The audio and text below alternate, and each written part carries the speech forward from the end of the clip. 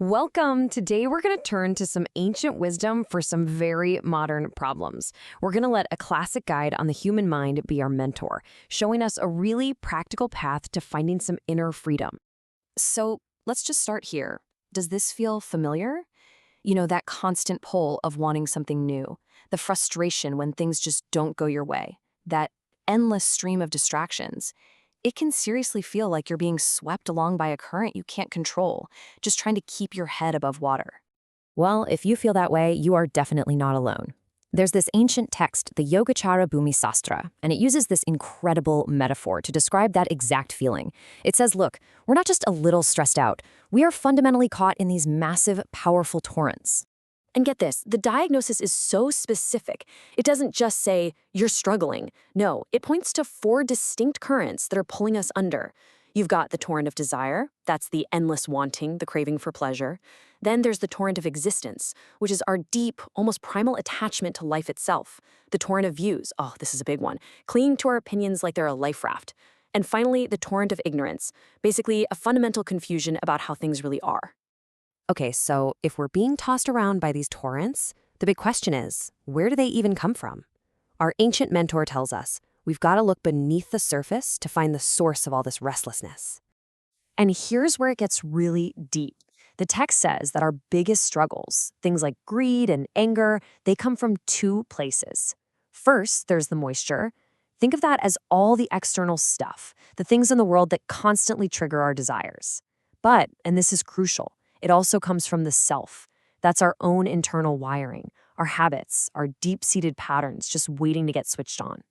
And this just perfectly lays out how we trap ourselves. It's a total feedback loop. See, our own restless thoughts, the text says they literally drill into us.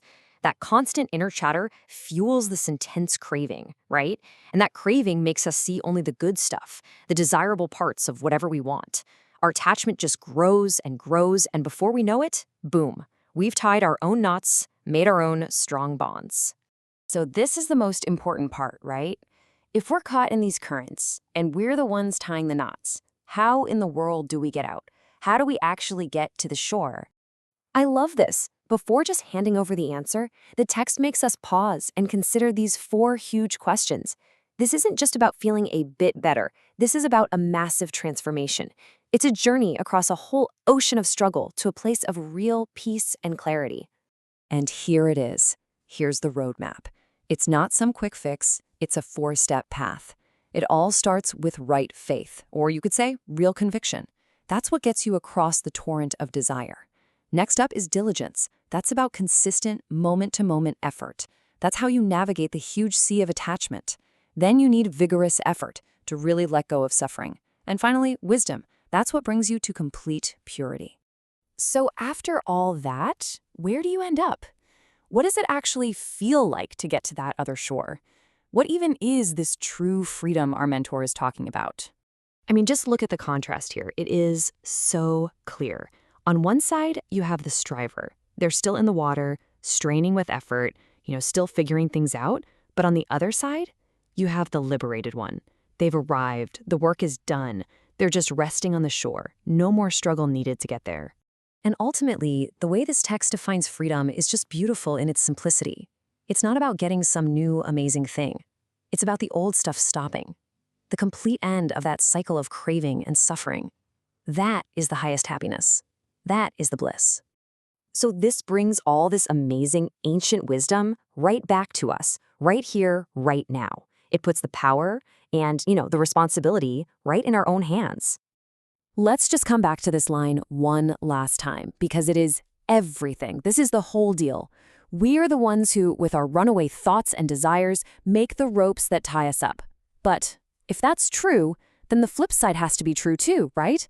If we're the ones who tie the knots, then we have to be the ones who can untie them. And so, our ancient mentor leaves us with one final, very personal question. Knowing that you're the one with the power to both tie and untie your own bonds, which one are you going to start with? What small knot of wanting something, of being angry about something, of holding on to an opinion, what little knot can you just begin to gently loosen right now today?